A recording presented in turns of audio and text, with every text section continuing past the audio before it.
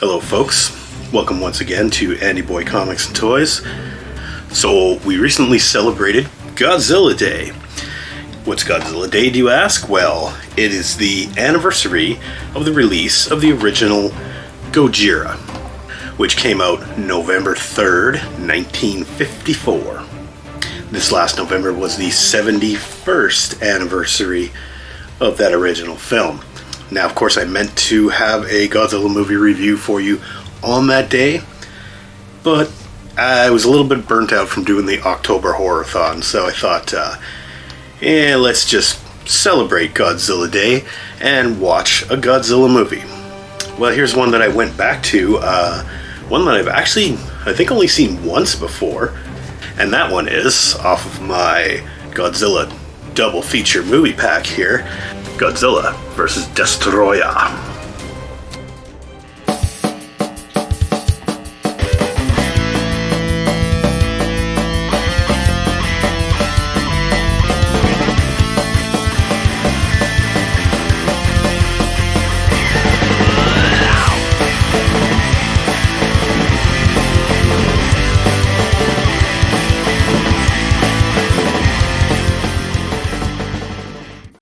Godzilla vs. Destoroyah.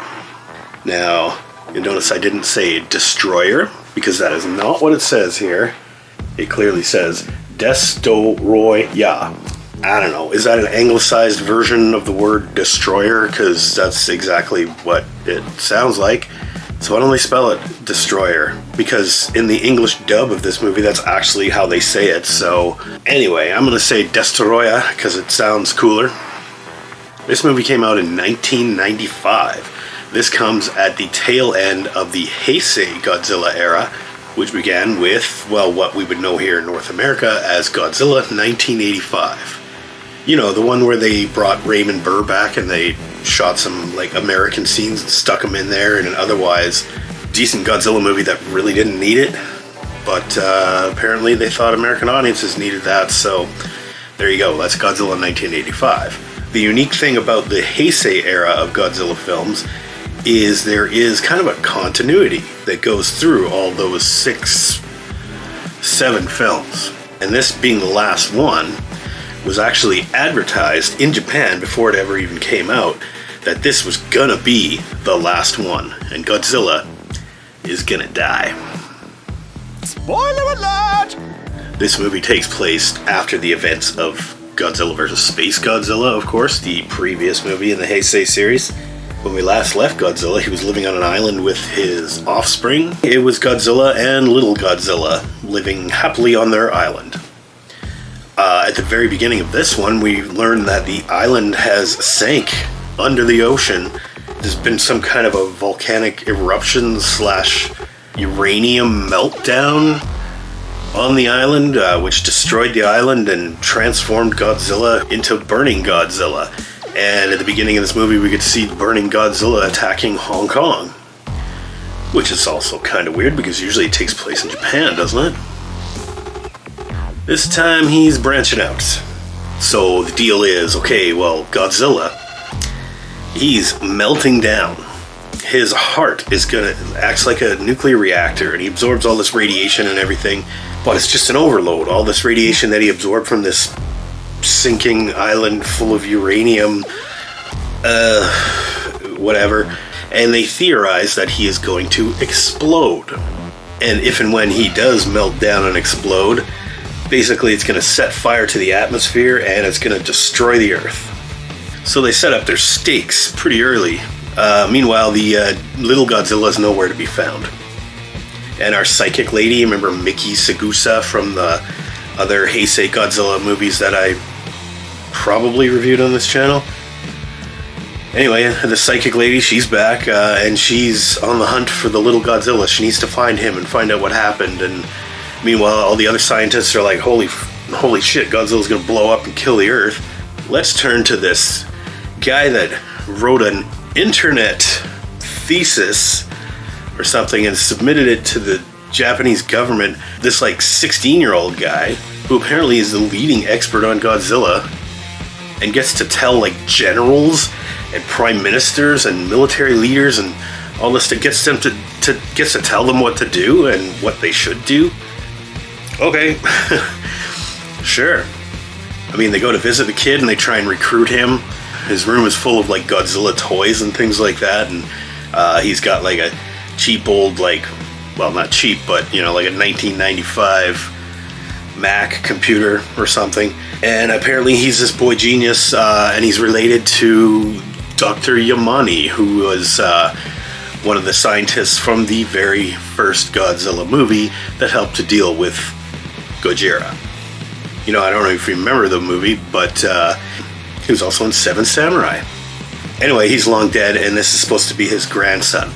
So yeah, the military's got to deal with Godzilla. They go to recruit this guy, and he's like, no, I'll just, supply you this information or whatever, but I don't think I can really join your team. And then he learns that the psychic Miki Sakusa is part of this project. And he's like, sign me up right away. So I guess he was like in love with her or something, or somehow infatuated with her. But then he goes and he joins the team, and that angle is never explored for the whole rest of the movie. So I don't know why they use that as a thing to get him to join the JSDF, the Japan Self-Defense Force, or G-Force, or whatever they call it. Yeah, anyway, but it turns out that this kid is able to like just boss around the whole entire government of Japan and tell them what to do. Mind you, he's right, but I'll get to that later. Meanwhile, also in Japan, of course, there is a scientist who's working on something called micro-oxygen, and he's experimenting with micro-oxygen. And this raises some concerns for the people of Japan because it closely parallels the research that Dr. Serizawa did to create the Oxygen Destroyer, which was the legendary weapon whose secret was lost to time when he used it and sacrificed himself to destroy the original Godzilla. Well, this guy's working with micro-oxygen, and he's like, well, I'm sure that people could make a horrible weapon out of this, but no one would do that, would they? We're just going to use it to make really big fish, solving the world's hunger problems with micro-oxygen. Alright. Just like Space Godzilla, how they theorize that Godzilla's cells went into space and they got mutated by space radiation or something, and then he came back to Earth as an evil monster and made no sense. This one makes maybe that much more sense than that, but who the hell cares? This is Godzilla, come on. We want to see Godzilla blow up, right? Or fight another monster. So what do you know? This micro-oxygen turns out to have contaminated the soil in and around Tokyo Bay, where the Oxygen Destroyer was used to destroy Godzilla. And since they're testing on the soil that was originally where the Oxygen Destroyer was used, they find ancient microorganisms that, because of the micro-oxygen, end up mutating and growing in size and just evolving into this horde of evil little crab-like, devil-like, alien-like creatures. So there you get your antagonist, you get your Destoroyah. But it starts out, it's like a whole bunch of little monsters. And when I say little, when we first have to encounter them, they're actually like 10, 12 feet tall or something, and they're these weird, almost dragon-like looking things with crab legs, and they've got like the extendo alien tongue thing in their mouths, and they shoot like this weird blue micro-oxygen rays or whatever. And when they're first encountered, it's basically like you're watching a cross between Aliens and, in one case, Jurassic Park, where a lady gets cornered in a car and the thing's jumping on the car. And I know a lot of people like this movie, and they like that part because they say it's like, it's kind of like a horror movie, and it's like suspenseful, and the monsters are neat, and I just don't like that part of the movie, and it takes like so long to go by. And the monsters look so stupid, and it's so obviously ripped off of Aliens and Jurassic Park. Alien-like action, I didn't think it fit in a Godzilla movie. And then these little creatures, but they combine into larger creatures. And then eventually they all combine into one. And that one, of course, threatens the city. Well, wouldn't you know it, Godzilla's actually headed this way. He's headed to Tokyo. Is he here to fight the Destroyer? Because that would be great, and then maybe those two things could cancel each other out and take care of each other's problems, and yeah, that'd be convenient. But no, the reason why Godzilla's headed to Tokyo is because little Godzilla, who has now grown up slightly and absorbed some of the radiation from his sinking island, he's like half Godzilla size, and he's maturing. He's like a teenage monster or whatever. And Godzilla's like following him around and I guess looking for him, like checking up on him or whatever, make sure he survived, or I don't know. Anyway, so they lure the Godzilla Jr. He's upgraded from little Godzilla to Godzilla Jr. They lure him to the city so that Destoroyah will go after it, and then they theorize that, well, Godzilla's going to go find his offspring, and then what do you know? He's going to have to fight Destoroyah. And of course, our 16-year-old computer genius guy tells us that it's the only way. This creature can destroy Godzilla. Well, turns out that's not really what happens. Godzilla Jr. fights the Destoroyah in one of its several forms. It actually mutates from one form to another. It has like a flying form, then it has the crab form or whatever, but in giant size. And then it eventually, by the end of it, it turns into like what looks like the devil. I don't know, he looks like Satan. Something you'd fight in a really epic game of D&D. Meanwhile, the military has the Super X-3, the super stealth bomber anti-Godzilla plane with all these freezer weapons on it. So they're trying to cool down Godzilla so that his temperature doesn't get too high and he doesn't melt down. Anyway, so the Destoroyah ends up fighting little Godzilla and he ends up killing him.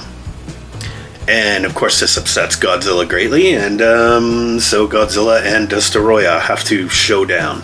Meanwhile, the military's flying around shooting freezing rays at Godzilla, to reduce his temperature and all that stuff. The thing kicks the crap out of Godzilla for a while here, but he's clearly still suffering from his like meltdown thing, and he's probably gonna die real soon. But this thing is just beating the shit out of him, and it's like dragging him all over Tokyo. And as Godzilla is actually starting to die, then the military steps in and they're like, hey, why don't we shoot that other monster, the Destoroyah? And so they shoot it out of the sky and it falls down into this area where Godzilla is like melting down, and then it blows up. So Godzilla doesn't even defeat the monster, it's actually the military that does. Okay, monster's dead, we're all good with that, who cares? That part of the story's done. Now we gotta deal with Godzilla dying. So Godzilla's melting down, they're still shooting him with all the temperature reducing freeze rays and all that stuff, and they turn him into ice, and but he still melts down, and he actually like disintegrates before our very eyes, and they're playing this like sad music and everything. So I guess he dies and he releases all this radiation, and they're like, oh my god, Tokyo is doomed, Tokyo is going to be destroyed. And I think actually at the end of the movie they say that it's uninhabitable. I mean, Tokyo's the biggest city in the world, that's inconvenient. But it turns out that at the end, Godzilla Jr. is revived, and he absorbs all the radiation into his body, and he becomes the new Godzilla. Case closed. So yeah, that's the end of the Heisei series of Godzilla movies. Well, I by no means think it's the best one. I think it's one of the better ones, but I've always had something against it. Something I didn't like about it. I think it's the cheesy crab-looking monsters, and the Alien rip-off part, and the Jurassic Park thing, and it looks so shitty, and it almost ruined the movie for me, actually, back in the day. But, like I said, I hadn't seen this one in probably 10 years, something like that, because I never really cared for it that much. But I thought it was appropriate to watch on Godzilla Day, and I enjoyed it a lot more this time around, because I guess there is sort of the epic themes of like loss and death and rebirth and whatever. Like Godzilla sees his kid get killed, and so he's like, well, I gotta avenge my child, and it's kind of sad. And even when Godzilla dies, it's kind of sad. But then the new Godzilla is reborn, and That's kind of emotional for a Godzilla movie. But still, the movie had enough twists and turns and enough exciting things that were going to happen and outrageous things that happened. And you still had Godzilla rampaging through the streets. And even though he was going to die, he's still Godzilla. And this was an appropriate way to send him out at the end of these series of movies. But surprisingly, he wasn't dead for very long. I mean, they brought him back 4 years later for Godzilla 2000, which actually came out in 1999 in Japan, and it was called Godzilla Millennium, and started the Millennium series of Godzilla movies. But that's all supposed to be like a different Godzilla or something. It's a different continuity. Has nothing to do with this movie. So this was the end of an era. And it was enjoyable. It was a good way to send him out. There's a couple negative things in this movie, well, that I haven't mentioned already. The dubbing is horrible in this. It just seems janky and weird. And yeah, the effects were a little shitty in the one part with the Destoroyah. Godzilla looks kind of okay in, one of his best appearances as the Burning Godzilla. Something about that whole suit, like the Godzilla suit, looked a little cheesy, but I could see what they were going for. This is all make-believe anyway, right, people? So yeah, I have only a few minor complaints about this movie. So I would have to give Godzilla vs. Destoroyah a pretty decent B+. I don't know why I waited so long to watch this again. It was definitely worth watching again this time around, and I was more entertained than I was the last time, even though the movie's like, it's almost 2 hours long. It seemed pretty long for a Godzilla movie, but I guess they had a lot to go through. And it doesn't really slow down too much either, which is good. It has a good pace to it. The special effects, while there's some rough spots, are generally pretty good. What you would expect from the rest of this whole Hesei series of Godzilla movies. Probably spent a little more on this than they did on the previous one. Yeah, let's give Godzilla vs. Destoroyah a B+.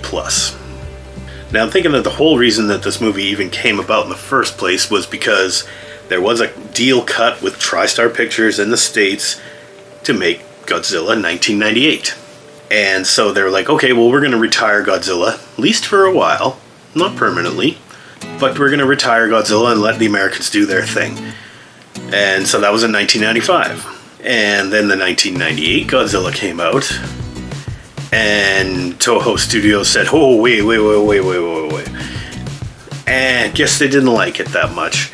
They immediately began work on Godzilla Millennium, Godzilla 2000. And then you get to Godzilla Final Wars, and he blows the shit out of the American Godzilla, who are like considered to be two separate creatures. Anyway, that's a different movie. That's for a different time, for a different Godzilla movie review. I hope you like these reviews. Stick around till next time.